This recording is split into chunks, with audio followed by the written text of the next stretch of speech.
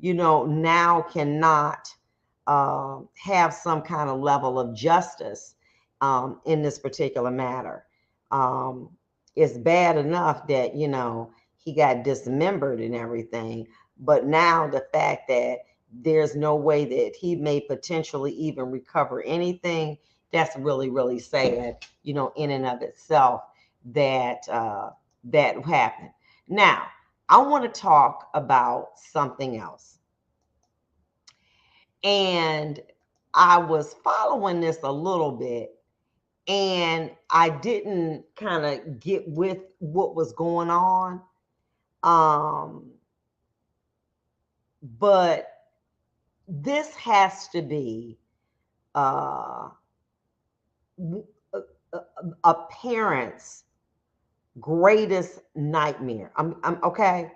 I mean, greatest nightmare. Okay. It has to be Shanquella Robinson. Now, for many of you, you may not know who she is, and many of you do.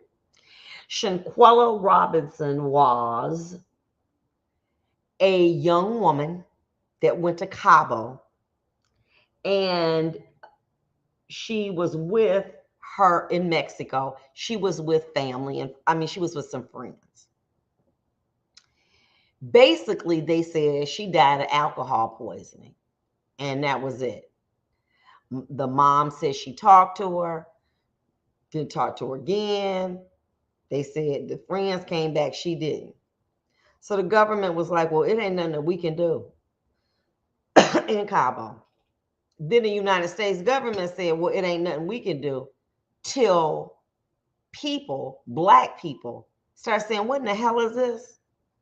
What are you talking about? And now look at what's going on. Friends made it back, but she didn't. They say she was found dead. They were told what happened, but they tell me tonight they're not buying it. I just sit back and wait on God, because like I say, she gonna get justice. A mystery in Mexico. How did a weekend with friends turn into a nightmare? Something is not adding up right here. Bernard and Salamandra Robinson say their daughter, 25-year-old Shanquella Robinson, traveled with friends from Charlotte to Cabo, Mexico on October the 28th. I spoke with her Friday evening. She was having dinner. And I never spoke with her again. The next day, their world changed. On Saturday evening, they called and said she wasn't feeling well, and they was going to call a doctor. But when they called, the doctor hadn't arrived yet, but they said she had alcohol poisoning. They say they were told their daughter died from alcohol poisoning, but they don't believe that. They say they've heard different stories, and none of them add up.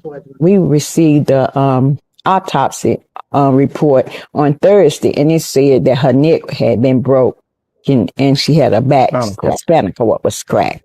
So that took it to a whole nother level. In a statement, the U.S. Department of State said, quote, "We are aware of these reports. Protecting the welfare of U.S. citizens overseas is among our top priorities. Out of respect for the privacy of those involved, we have no further comment at this time." Shanquella's body arrived back in Charlotte.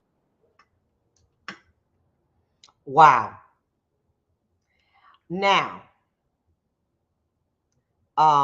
that's amazing right there.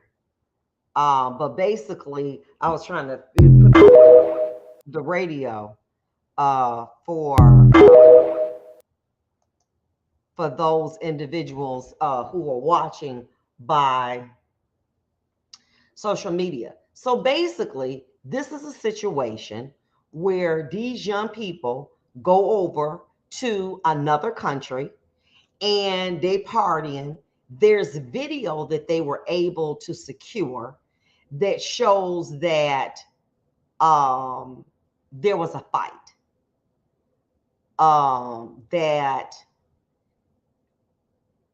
the family, but the friends never told them about this fight, and that her neck is broken. Okay.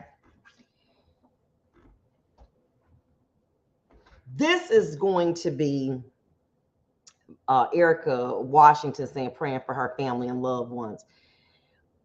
I know if I were those friends, family members, you better lawyer up fast. Why do I say that? Well, unless one of them cooperates, there's a great chance that nobody could be charged. Why do I say that? The problem with this is that much of this evidence has been destroyed. The room had been cleaned. The sheets probably destroyed. They've given individuals an opportunity to wash their hands, to bathe. There's going to be limited evidence. Normally, in situations like this, which we call circumstantial evidence, they're very hard to prove. Okay, you're going to want something. Yes, we do have the coroner ruling her death homicide. What is homicide? That is an unnatural killing or unnatural death of another. That means that somebody in this situation, they're saying that her neck was broken, okay, and that probably her body was badly beaten as well. So the issue then becomes, how do you prove this case? As a former judge, retired, I had an opportunity to have several circumstantial cases. However, most of these cases hinge upon cooperation. They hinge upon somebody cooperating, the street call it snitching, on the other individuals putting it together. But right now, the video definitely is very, very bad. The issue is that video what we saw, this alleged fight, because it was obviously captured, whether or not there is other video, like maybe, say for instance, after the fight, you see one or two of those people carrying a duffel bag away or something to that degree. Many years ago, there was a young woman that was killed in Aruba. And the gentleman who she was dating had been accused of her murder, but for years they couldn't link anything. There was, they all probably in this particular situation said, I don't got nothing to say. As a result of them not having anything to say, what happened? They came back home. All right. I know they done lawyered up now. Well, anyway, for years and years and years, there just wasn't enough evidence. This person in Aruba saves it to a video. Okay. Girlfriend going to video, current girlfriend, snooping, finds it, confronts him with it. I want to say somehow he ends up trying to kill her or kills her, but they caught him for that. Then they seized the video and they found it. But for years and years, he went free because there was not sufficient circumstantial evidence to say he did it. So these cases are extremely challenging to prosecute. But we'll be back in a minute. But I'm going to hang out here with you guys. Anyway, so isn't that something? Oh my goodness, this has to be one of the worst nightmares for a family to live through. The fact that, I remember when my children, before the pandemic, they were traveling and they wanted to go different places, and you be excited and they going out getting their little outfits and everything, and, trying to look cute and have fun.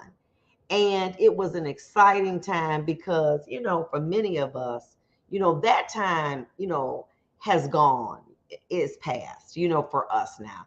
We really just want to see our children be happy and doing wonderful things. You talk to her and she excited and everything. And then you find out your daughter is dead. Okay. Not that your daughter died of alcohol poisoning or something freak accident. You know what I'm saying? You like, well, them kids drinking too much and, down there with that tequila. But to come back with a broken neck, oh, baby. Oh, baby. That's some different stuff. That's different. My prayers go out to that family. And the way that the father is trusting God to handle it is very exemplary to me. I am a woman of faith. I don't know if I could feel that same way, because I would be pissed. And what it appears to me, objectively, is that if these individuals stick to their stories, all lawyer up, there is a great chance, unfortunately, and I hate to say this, that there will not be any convictions. You just don't have enough evidence. You have this fight, broken neck, but how did it occur? When she was fighting, later on, she got up. You know what I'm saying? We don't know the quality of the video. Did the video capture? And it appears that this video was a video, it looked like in somebody's room. So it looked like something off of a phone or something. You know what I'm saying? And this is, I don't think that based on what I saw of it, that it appeared to be something in a common area. Something that was kept by the hotel, but I'm not sure. And I don't want to say that. But anyway, this is amazing. But I want to, I'm going to add this to the stream one more time because I do want to see this. And it didn't come through for those people who are. Conquella Robinson's parents say she took a trip to Mexico last month with a group of friends. Her friends made it back, but she didn't. They say she was found dead. They were told what happened, but they tell me tonight they're not buying it. So let me go back a little bit. It appears that this is a picture of the friends fighting in the hotel room, jumping on her. And I don't know if you all can see in the right frame, it appears that there's a lady with her head down, sitting naked with her leg outstretched, and her head is slumped down. I don't know if you all can see that or not. Can you see it? It's right here, this frame, right here. See that? Let's go. Okay. So do you see her friends right here? made it back? I'm trying to be a video girl. So it seems as though there's a woman with her leg outstretched, right leg. She appears to probably be naked or scantily clad, but her head is down. Okay. And there appears to be a gentleman running over The group of friends. Her friends made it to where they are. That's what appears to me. Okay. So the issue then becomes whether or not at the time this video was taken or whatever, number one, where the video came from. I don't know about Mexico. What's interesting to me is that was a video that was inside of the room. In America, they don't got no videos like that. There's a privacy provision. So anything that's inside of the room, you would not be able to video. Only the common areas, the elevator,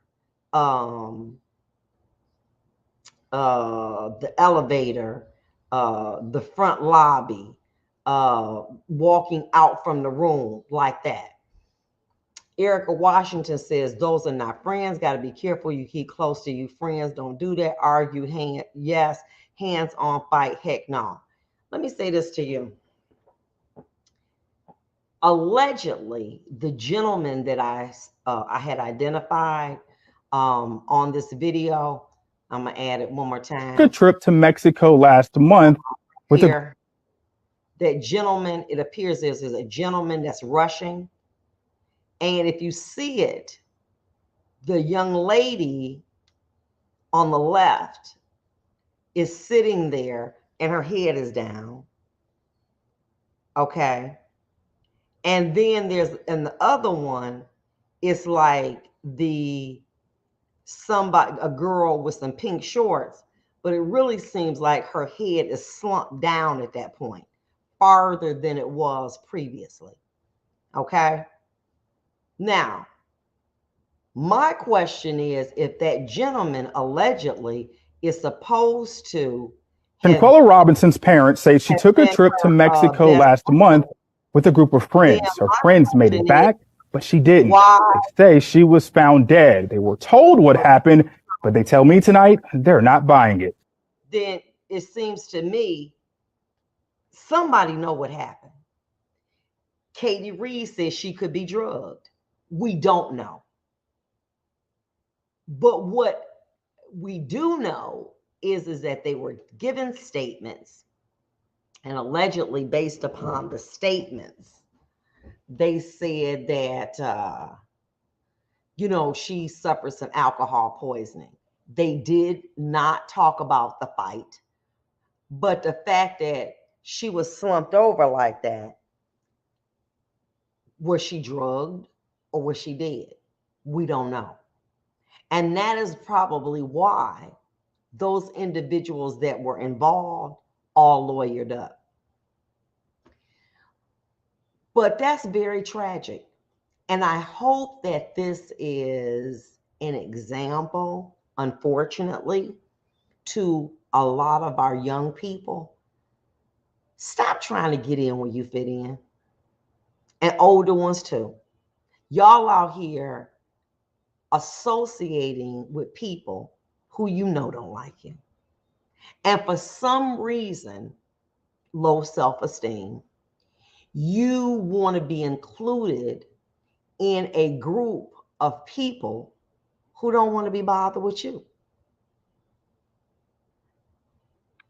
I get it. For some reason, you don't like me. Maybe I talk too loud. Maybe I say things you don't like.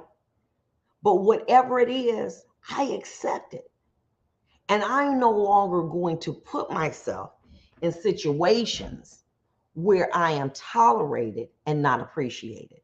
It is not worth it to me to be around people when you go to a gathering and you know that they're individuals who just basically do not like you. And you say, well, if I don't go, they're going to be mad at you. The hell with them being mad at you. At some point, you have to protect your mind. You have to protect your feelings. One of the most vulnerable times that people will do that is in a holiday that's presently coming up, and that is Thanksgiving. People will invite you to their home with people that will be their family or friends that do not like you. They got something slick to say. Girl, you're not married yet? How long you been divorced? About 20 years. Well, me and Charles been married for 28 years. We so happy, lying like hell. Girl, you look good. You 58. You done picked up a couple pounds. Ain't nobody got time for that. So My feeling has been, and I would say this is probably since coming through menopause, I no longer can engage individuals who don't care for me. I don't care if they at my best friend house. If I know someone who is basically kind of made it plain that they particularly don't care for me, and I know that they will be there, I will not attend. There's no reason for me, well, you being a coward, don't let them intimidate you. No, no. I am protecting my mental space. And my mental space is don't go and put yourself in a situation, okay, where you are not comfortable, that there's a chance somebody gonna say something slick to you and some stuff gonna jump off. Don't do that. See, oh, I ain't gonna let nobody intimidate me. I'm going up in there. That's a key game. Now, if it's something, a work-related situation where you mandated, but why would I go to an event where I know that there are individuals that don't like me, that they'll be there? I'm not gonna go. See, the first time that you show me that there is opposition toward me, then I will not invite myself. I will simply say, oh, I'm so honored to be considered, but at this time, I've got other plans. Because at the end of the day, your mental health, your physical health is important. But see, y'all, ain't nobody gonna intimidate me. And the next time they say something, I'm gonna say something slick to them. That's a kid game. I'm not, I was a person. They don't mean that. They apologize. They, you know what, we have been drinking and you know what, it's okay. Huh? The fact that you understood what was going on, and look at this young lady. Whatever you could have said, if they had been drinking hypothetically or whatever, that's not something to hold a person accountable. Yes, it is, because a drunk mouth speak a sober heart. Okay. And that let me know how you feel about me. So I'm going to be very polite, and I'm not going to ever accept an invitation again, because I don't put myself in situations like that. Well, then you just, but they be having fun. They be having the Pacino. They be having the liquor. They be having the best dressing in the world. Oh no, I appreciate that. That's so grand. But I choose not to be a part of that. That's just me. I'm not doing that anymore. I would do that for years and years. Go to places out of obligation. Well, you know what? I don't want to hurt this person's feelings if I don't attend. And what will they think if I don't? Oh, baby, I'm sorry. Then think what you want. I have to believe that many times, and I don't know in this particular situation because it's straight up speculation, people put themselves in situations where you don't need to be there. You don't need to be there. It's just not worth it. Not worth your mental health. Not worth your mental health. So it's just tragic. And so the thing about it is that hopefully the family will get to the bottom of this. But I'm gonna say this to you. The young man allegedly that was there was her best friend. Baby, let me tell you something about your mind. Your mind can make you feel like you in prison. I believe ultimately that boy, somebody is going to say something. If they don't, then they'll go free. But I think that many times, and it was so amazing to me, I'm going to share a story with you. And this is actually true. There was a young man that had killed a gentleman. And he was like, I don't know, 15, I don't know, maybe 15, yeah, 15. And this was back in the 80s. And one day he came to the prosecutor's office. He was about 50 years old. It's happened back in maybe the 70s, 40 years. He came to the prosecutor's office and said, I want to turn myself in. I killed this man, and I have not slept since. So I asked the main prosecutor, well, he committed the crime as a juvenile. What does that mean? He said, well, basically, his conscience killed him.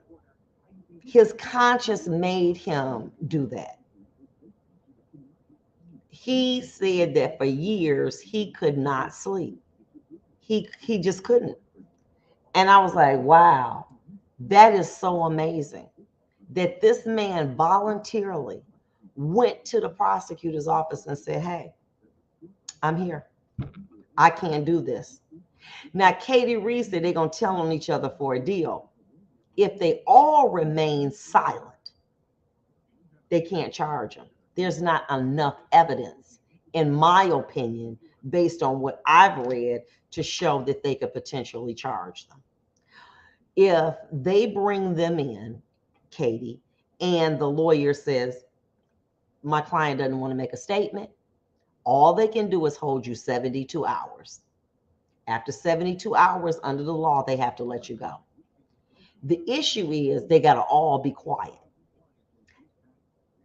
There is, from what I see, like Katie said, and Katie is in the medical field, she could have been drugged when her neck was down like that. They came in and, you know what I'm saying, or whatever. They don't have to make a statement. Well, when you came in the room and you saw her sitting at the foot of the bed with her head down, why did you strike her? My client doesn't want to make a statement. They asked the other boy, when you came in the room, did you see something? I don't want to make a statement. There's nothing. So what they'll have to go on is a video. Whereas Katie said she could be drugged. You don't have any objects probably there. That they probably got rid of them. If that's the only footage, maybe they have more, maybe the video footage. By this time, and we're back. By this time, you know, they've gotten rid of the phones. Depending on the type of phone, the phones will show from the cell towers that they were all together. Well, we know that. They were in the room together.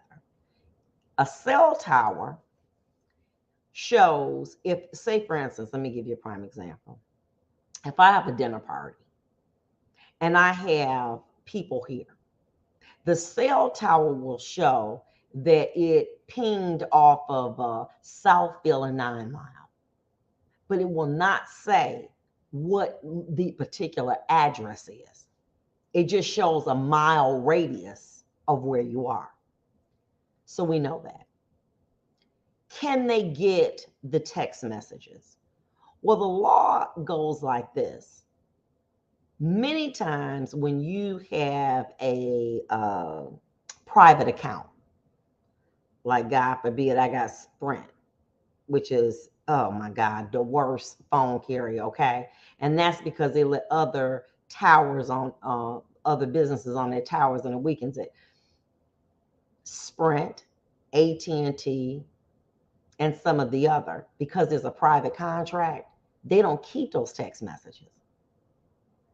So by the time that they reported this particular incident, they could have potentially, I'm not sure, deleted all of those texts. Now, if they Snapchatted or DM'd, then that's on the server of the owners of Snapchat and Instagram, which is Meta. And those are retained for 6 months, even if you delete them. They're on their server. But if they didn't use those forms, Snapchat or something like that, and communicate with each other or others, then there is a good chance they may not be charged. This generation of young people, however, they want to communicate fast. Hey, girl, what's up? Girl, let me tell you. So there may be cryptic messages, but they're going to have to go through all of their Snapchats, because that's how them young people, that's the new thing. There's not Instagram, it's Snapchat. Snapchats, Instagram. Is there something that we could piece together to show? Now, if they don't have that, and they remain silent, there's a chance that nobody will be charged because there's insufficient evidence to bring that about. All you have is that they were at a party together. We don't even know when the alleged act, the homicide act, occurred. Was it that day, after that? Normally when you see,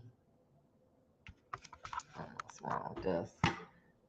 When you see, in my opinion, when you see I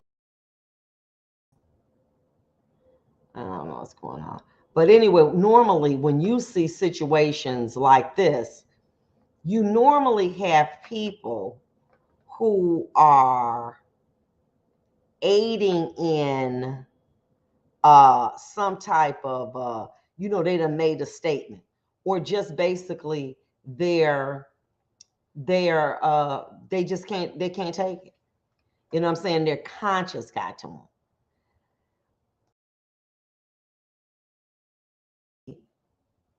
So unfortunate.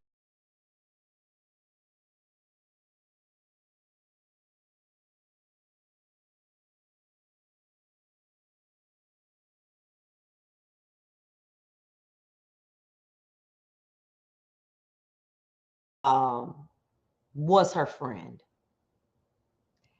And if anybody is going to break, it's going to be him. It's going to be him. He was there. We can look at the video where it seems like he had some braids. He was running. She was already sitting down slumped. Katie said she could have been drugged. But then that's when we see the other young lady and her hair goes farther. I don't know whether that was because she had been drinking, she's unconscious, or whether or not she struck her to make her head go down, whether she was deceased at that time. But I tell you what, he knows. And I don't know what kind of people they are, but I believe that somebody is going to tell. And it's not because they're going to offer them a plea deal per se. It is going to be because it is too much.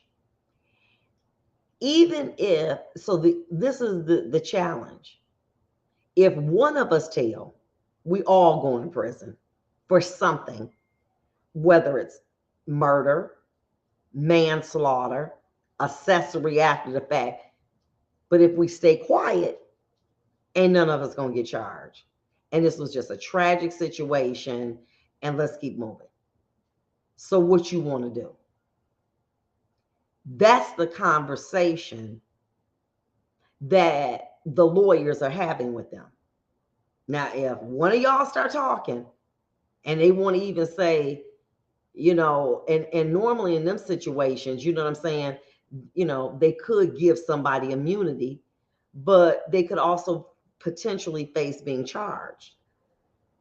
It's terrible. It's very, very terrible. If they all don't say nothing and they have not made any social media post or communications,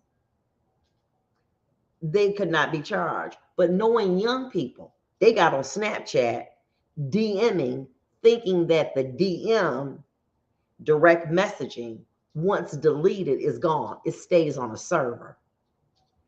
Your text messages do not stay on a server. You are using Meta's phone. So if, say, for instance, I'm using your phone or something like that, then it belongs to, you're using my phone, then that would belong to me. So when we go on a DM with a Meta, we're using their messaging service. As a result, they're the ones who have the right to privacy for them, because you use their platform to save the messages. That's how they may get caught. We'll be right back. I want to pull that back up again. We'll be back. I want to talk about something else as well. We'll be right back. That's it's hot. Just say it. So I know the church about that they